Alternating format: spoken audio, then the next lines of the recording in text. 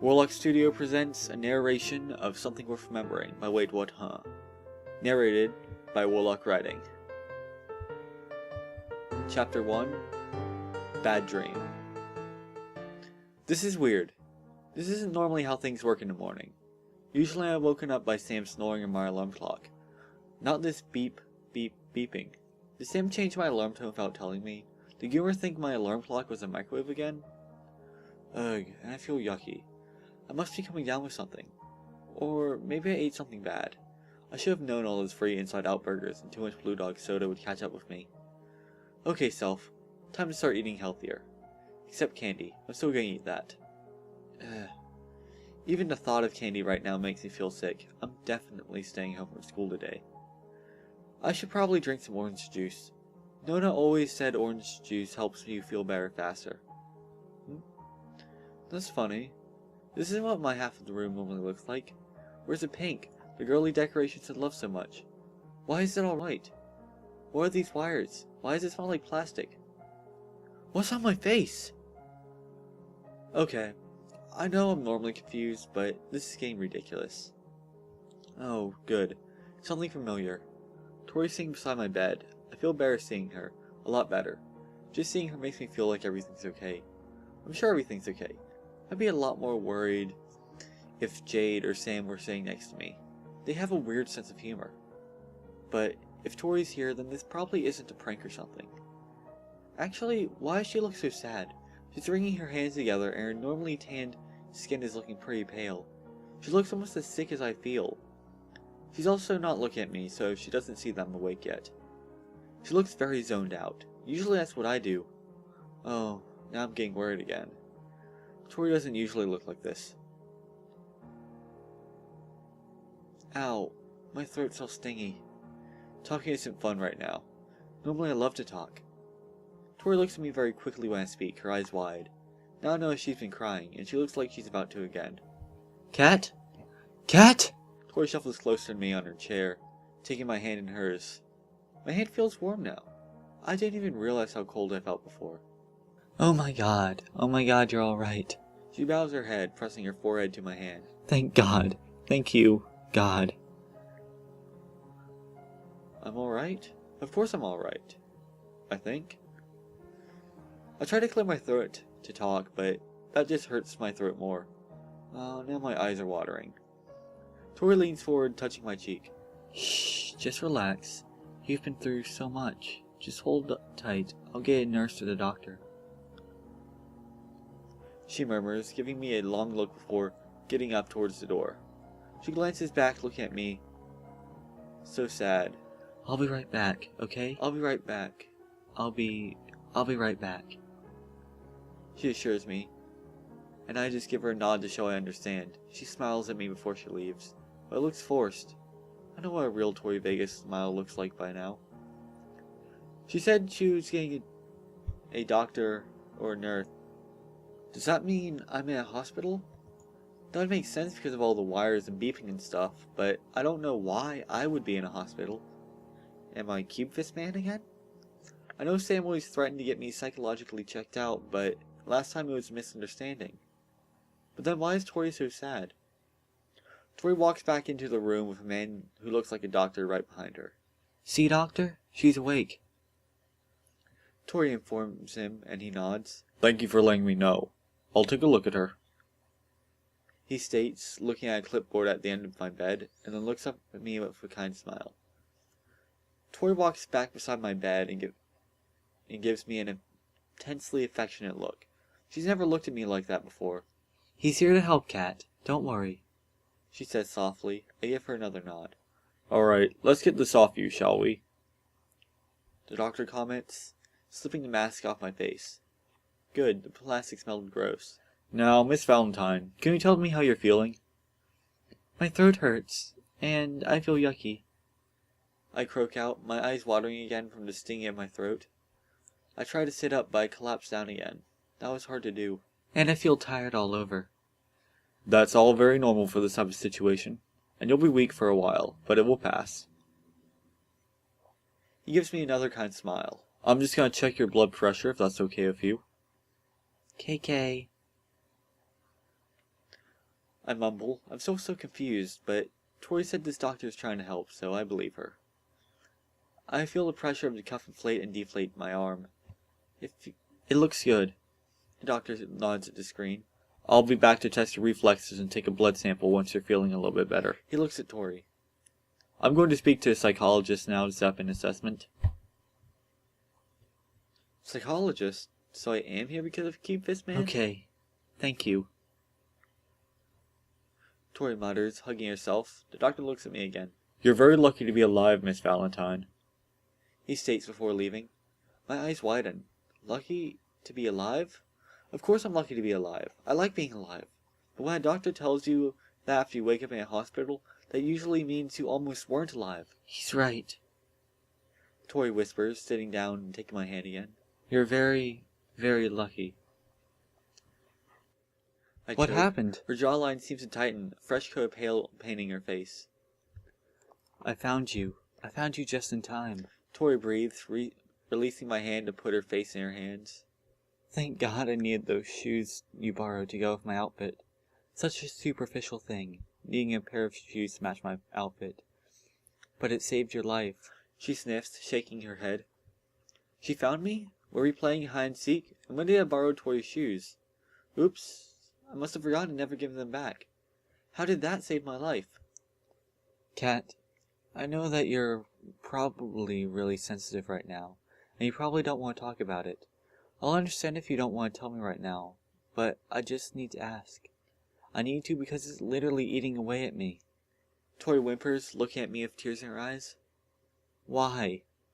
I stare at her for a moment, trying to figure out what she means. I don't know why anything is why right now. Why what? I ask.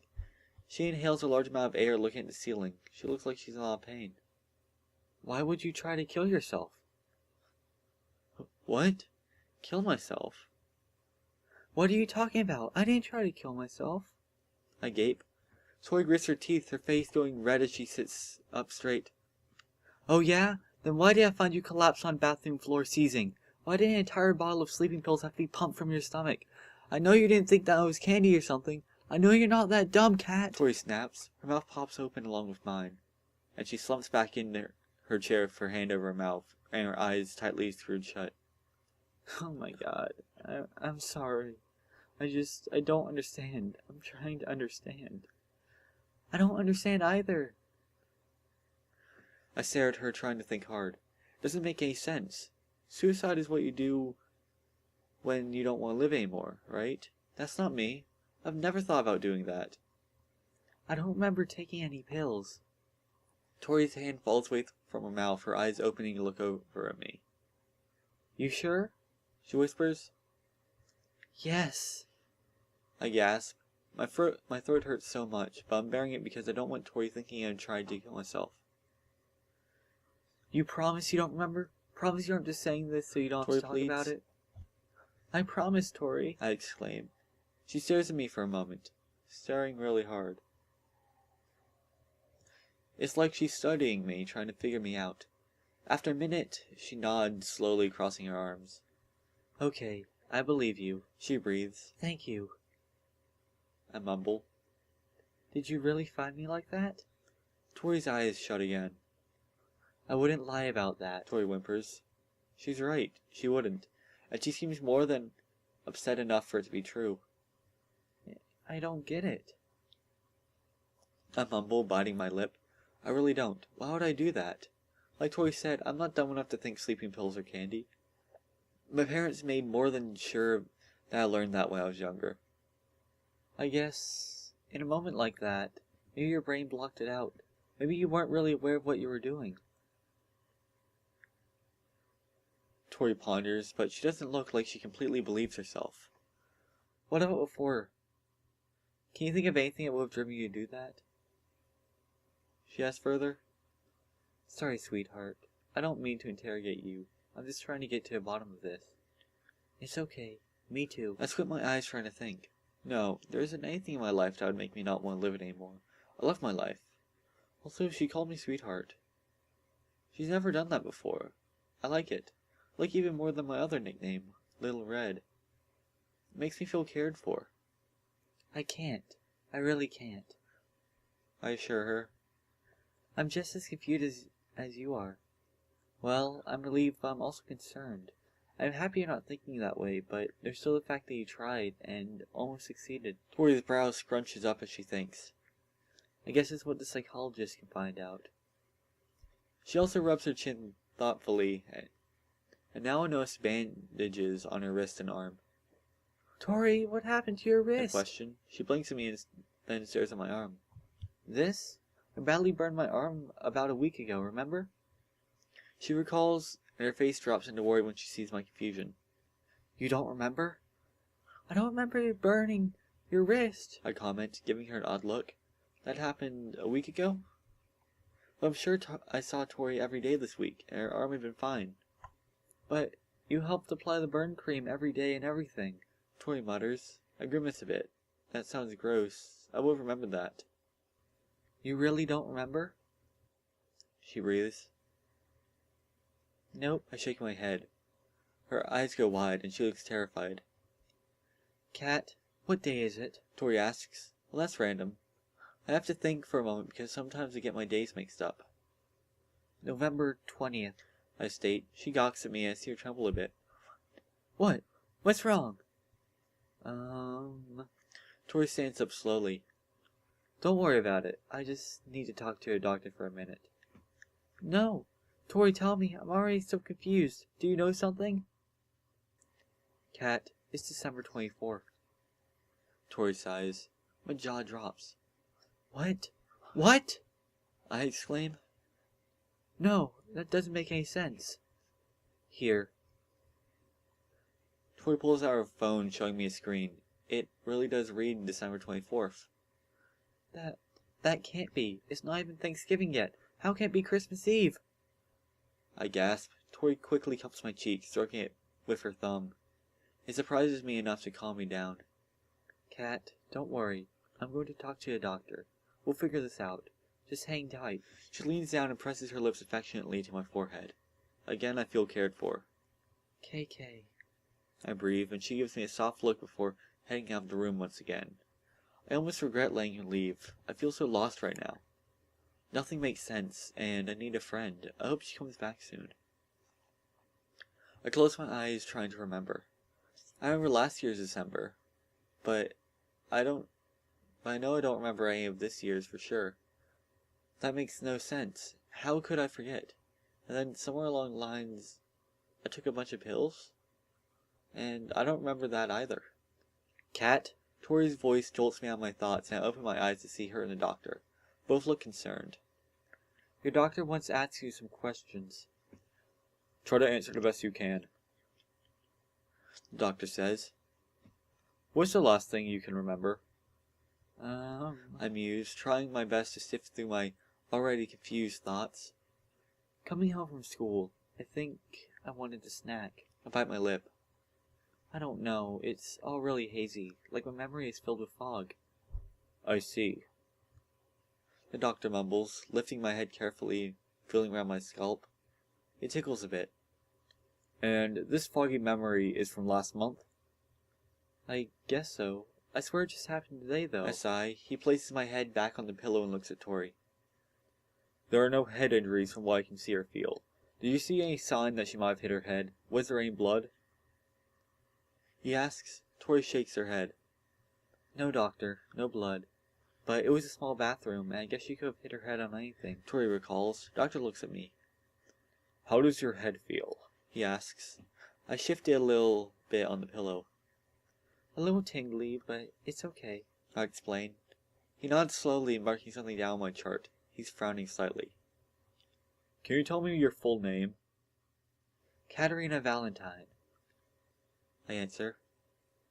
What are your parents' names? Eric and Susan Valentine. When is your birthday? June 26th. What school do you go to? Hollywood Arts. The doctor looks at Tori. Is this all true? He asks her, and Tori nods. Yes, she confirms. Why'd you ask Tori? I wouldn't lie. I frown. I know you wouldn't. I just needed to confirm you attained those parts of your personal memories, and I figured your girlfriend would know you just as well as you do. I sigh. Wait, what did he Oh. say? What do you mean my girlfriend? Both the doctor and Tori stare at me. That's how this young lady aligned herself here when she brought you in, the doctor says, and I furrow my brow. Tori's just a friend, I claim. They look between each other. Tori looks even paler than she did before. Cat? Tori says slowly. You said your last memory was in November, right? Yes. I eye her curiously. How long have you been together? The doctor asks Tori. Longer than November, Tori mutters. The doctor takes a deep breath. Miss Valentine, can you tell me what year it is? The doctor asks. I feel even more confused now. It's 2013, I state. Both their eyes widen. Right? Right? Oh, fuck. Tori gapes, stumbling back and clutching her chest. I can't believe Tori just said a word like that. And she looks mortified. The doctor seems to shuffle through my chart. This is abnormal, he mutters. Can you fix it? Tori gasps. He shakes his head. I don't know. Memory loss to this extent, it's never happened before for drug overdose. Not that I've heard of anyways. It's hard to know what to fix if we're unsure what caused the problem. What do you mean by memory loss to this extent? Why is everyone so freaked out? I frown, looking at Tori. Tori, tell me. Tori stares at me, looking like she's at a loss for words. Her mouth just opens and closes uselessly. The doctor lets out a sigh, sitting in the chair beside me. Miss Valentine, sometimes the brain reacts to trauma in ways we really don't understand. And since you seem to have gone through a traumatic experience before coming here, your brain might have been doing its best to protect you. Just tell me what's wrong with my brain, I mumble. He pauses for a moment, rubbing his forehead. Maybe nothing, but my concern is that you believe it is November 2013. He takes a deep breath, when in actuality it is December 2014. It takes me a moment to fully realize what he just said. It was mind-boggling for me a second ago to believe I had forgotten a month of my life. But a year? More than a year? What? No! I shut my eyes because that's about all I can do right now. Just shut out this reality. A year? I've forgotten a year? Why did my brain do that? Please tell me you're joking. I'm sorry, Miss Valentine. I'm not sure how it happened. But I've had experience with amnesia patients before. We'll make sure you adjust. The doctor assures me. My eyes pop open and they feel wet from tears. Adjust? I just want to remember. Can you help me remember? He looks at me sadly. Unfortunately, there's little options to reopen those pathways to memories beyond counseling. However, as I said, perhaps it was a defense mechanism triggered by your trauma that put you here in the first place. In that case, it might be in your best interest to keep these memories locked up until we figure out what event caused your suicide attempt. I pause for a moment. I didn't think about that. Something happened to me in the next year, or last year, I guess, that caused me to want to kill myself, and I had no idea what that was. That's so scary. How do I even react to this? Cat? Tori breathes, her voice reaching me. It'll be okay. We'll figure this out.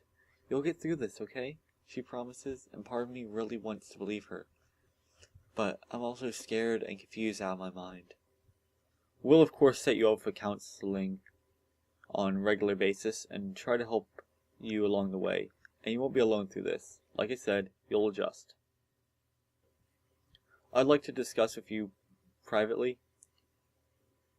Yeah, Tori nods. You'll be okay for a bit, Cat. You'll be right back? I mumble, and she gives me a compassionate look. Right back, she swears, and she follows the doctor out. Over a year of memory is gone. I wonder what the world is like now. How have things changed? How have I changed? A lot can happen in a year. Just thinking about it makes my head spin. I feel sick again. And I guess that's mixed with how I apparently just overdosed on pills. This is so much to take in. Too much. I just want to go home to bed and hope I wake up and find out this was all a bad dream. True to her word, Tori comes back soon and sits down beside me. She looks just as worried as I feel, maybe even more. So here's how things are gonna go. The doctor is gonna wait until the pills are a bit more flushed out of your system. Then he'll put you on discharge, so you can go home tonight and not have to spend Christmas in a hospital bed. Oh, good. I just really want to go home right now. I mumble. I know, I can imagine. I don't want you staying in this place any longer than you have to either. She gives me a small smile. You also can't see anyone else quite yet. I was told to reintroduce you to everything in small steps at a time so you're not more overwhelmed than you already are. She tilts her head to examine me. Good idea, I mumble. I see her fingers curl over her thighs. There's a slight shaking in her fists. But I need to make sure. Kat, do you remember that we're dating? Tori asks in a small voice. What? First the doctor says she's my girlfriend, now Tori herself is saying that we're dating? A lot isn't making sense. But this? Tori, I have no idea what you're talking about. We're just friends. Good friends. But I never felt more for you than that. I frown. Tori seems to bite her lip really hard. Are you 100% positive? If you dig really deep down, you can't remember or even, I don't know, sense your feelings for me? Croaks. Is she being serious right now? Tori, stop it. Why would we be dating? That doesn't make any sense. You're really freaking me out. I whine. She shuts her eyes, sucking a deep breath. If she had any color left in her face, it's gone now. A moment later, she exhales and opens her eyes, a smile on her face. Sorry. Of course you're right. I was just testing to make sure you had, Tori assures me, your thoughts all sorted out. Then why'd you tell the doctor you were my girlfriend? I ask. I wanted to make sure that I got stay with you, and I figured saying I was your girlfriend would let me do that. I nod slowly. Okay, that makes more sense. You had me worried there for a second. That would be a big change. It's been a year, though. We're still friends, right? Yes, Kat. The best of friends. Tori smiles, although her lip is trembling a bit. Why don't you see if you can sleep more? I bet by the time you wake up, you'll get to go home. That sounds nice. I yawn, as if my body agrees with Tori. Just before I fall asleep, I feel her lips on my forehead again.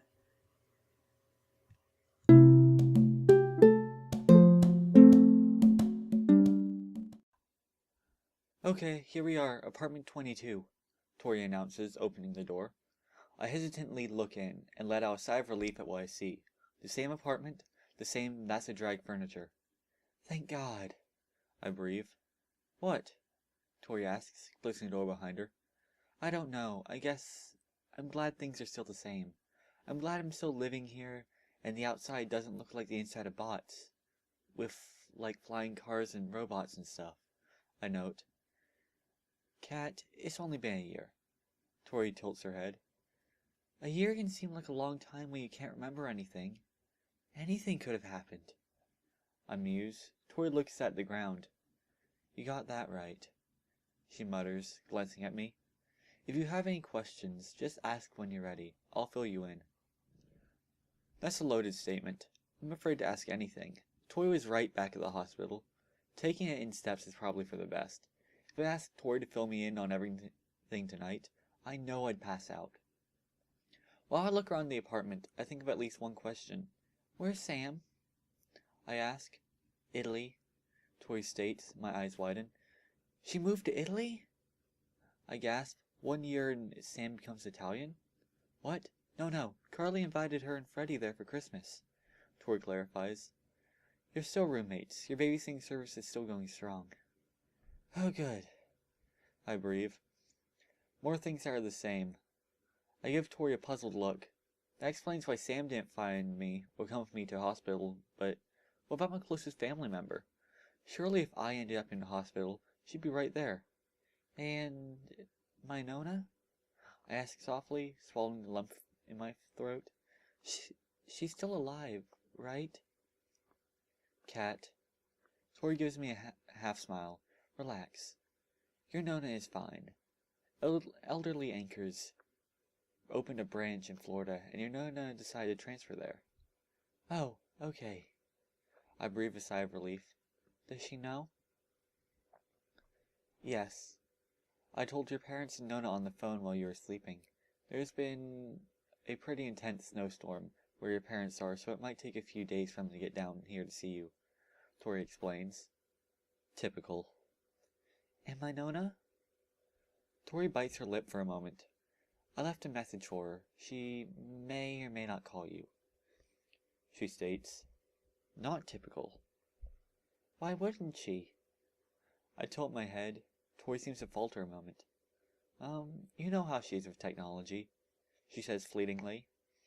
I get the feeling she's not telling me everything, but I let it slide for now. I already feel over my limit. Anything else? That's all for now. I sigh. Tori nods and sits on the couch, patting it beside her. Come sit. I can't imagine how drained you must feel, she sighs. She's right. I'm still feeling pretty yucky. I don't know what my past self is thinking, but I know I am never doing that again. I'm pretty tired. And hungry. I stretch, sitting beside her. Yeah, that'd make sense, considering, you know. Tori mumbles. What about, how are you feeling with everything? I think for a moment. It's all very weird. Like, it still kind of blows my mind that I've forgotten an entire year. I twiddle my thumbs for a moment.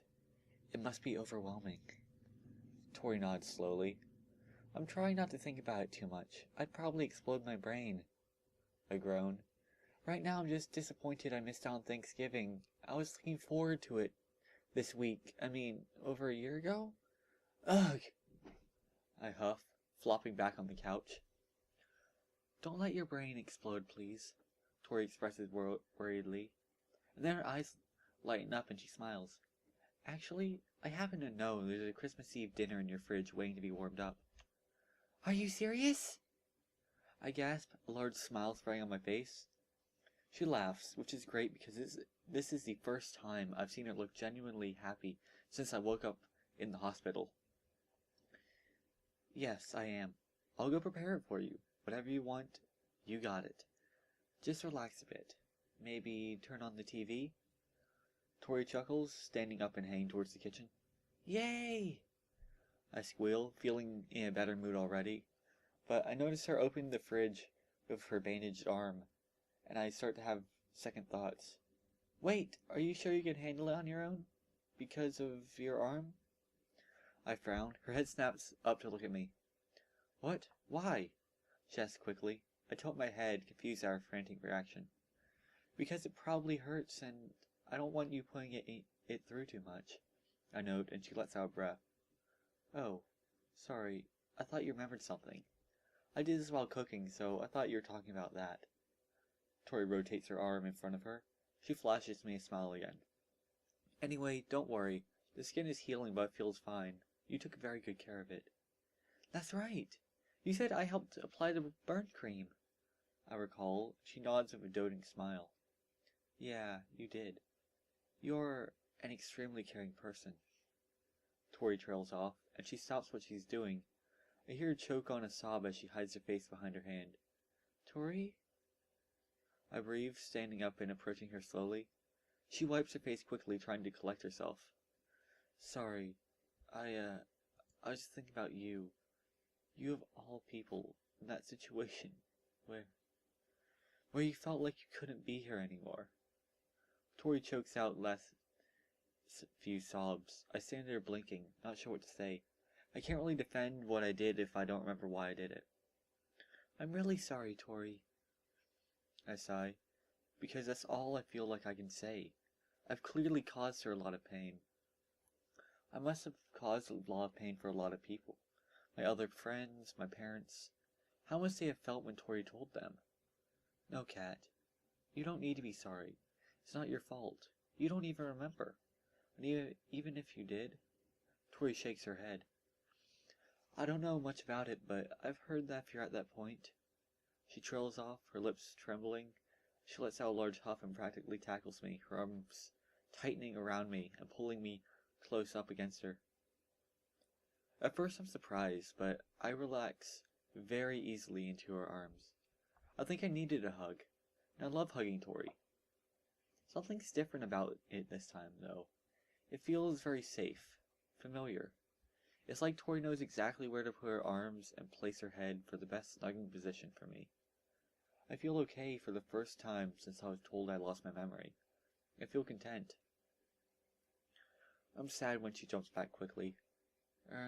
Sorry, Tori mutters. I tilt my head slightly. For what? I ask.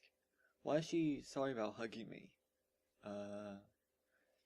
Tori seems to find the ground very interesting, but I don't see anything there.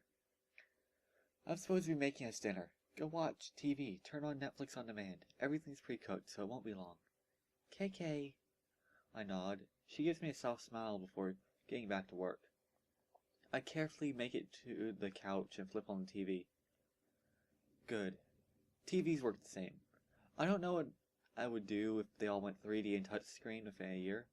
Ooh, you can control it with your mind? That'd be cool. I'd be okay with that happening. Know what I'm not okay with? Seeing all my favorite shows and looking at their description to see that their plots are far past the point that I had been watching last November. I have so much to catch up on. And where are these new shows? What's faking it? And the Red Band Society? When did How Did I Met Your Mother finish, and why does the last episode have such a low viewer rating? Wait? Mockingjay Part 1 is out? I haven't even seen Catching Fire yet. I turned off the TV and flip-flop back on the couch, feeling dizzy. Tori notices right away. Cat? She questions. I have a lot of TV and movies to catch up on, I mumble. Oh my god, I'm an idiot. Tori groans, coming over to me. She picks up the remote, turning back on the TV, scrolling through herself. Sorry, I didn't think. I'm not doing very well at making sure you're not overwhelmed. She flicks on an episode of Friends for me. There you go. Old, timeless classic. I know you could watch these a billion times over. Thanks, Tori. I smile up at her. And I think you're doing a great job at making sure I'm not overwhelmed. She bites her lip. I hope so. Tori whispers before heading back to the kitchen. Watch the iconic gang from New York get into your daily antics. It makes me feel better. This was from the 90s and early 2000s. I remember that. I lived through that. These guys have no idea what 2014 was like either. At the time they filmed this, now I don't feel so alone. I catch a whiff of turkey and stuffing before it's even placed in front of me. It makes my stomach churn hungrily. There you go, Christmas Eve dinner. Courtesy of Chef Tori Vega and your microwave. Tori states, sitting beside me with her own plate. You're like Monica, I point out in reference to Friends. She laughs again. I hope I can keep making her laugh like that. I guess I am. Eat as much as you want, Tori urges. I poke at my cranberry sauce, gingerly. Sam didn't prepare this, did she? I inquire. If she did, the turkey would be deep fried, Tori notes. Good point, I sighed, taking a bit of turkey. Even though Tori just warmed it up, it practically melts in my mouth. Yeah, it was just you and me who made this meal. We were planning on having it tonight together anyway, Tori explains. You weren't going to spend Christmas Eve with your family? I question. I'm happy I wasn't ruining any of her plans with her family in the first place. But why would she be spending this time with me and not her family? Well, I knew Nona and Sam were gone, so I didn't want you to spend Christmas Eve alone. Christmas Eve at the Vega house isn't that eventful anyway. She shrugs. Oh, I see. That's very nice of you. You really are the best friend I could ask for, I murmur. I scrunch my eyebrow for a moment. Is that why you had come over? Well, actually, I had a performance today downtown. A Christmas concert thing, like I told you in the hospital. I want a pair of my shoes that you borrowed to go with my outfit. She stops eating, placing her fork down. That's when We're both silent for a moment. It doesn't feel real. It's like Tori's telling me about another girl who borrowed her shoes, another girl that she found unconscious in the bathroom. But it wasn't another girl. It was me. You missed the concert, I mutter. Yeah, but it's okay. I'd miss it every time if it meant finding you and making sure you were okay, Tori expresses. We're silent again. I try to take another bite of food, but I just can't stomach it. I'm hungry and the food is delicious. But it's like I physically can't take another bite. I can't eat anymore. I sigh. I hardly ate anything. Tori nods in understanding. I don't blame you. Your stomach probably isn't completely settled from everything. I'll wrap it up for tomorrow. Hard turkey sandwiches for lunch. Tori forces a grin, taking me a plate. Thank you, Tori. I breathe, but I say it so quietly I don't even think she hears it. I feel exhausted. Want to call it a night? Tori asks, looking concerned at me, while she places leftovers back in the fridge. I guess she knew just by looking at me. Yes, please. I sigh. You're staying over, right? I ask. I really don't want to be alone tonight. Of course, Tori promises. What would I do without her? I'd definitely be passed out from being so scared, that's for sure. When we get ready for bed, I notice Tori flinches a bit before going into the bathroom. I guess she's remembering what it was like to find me.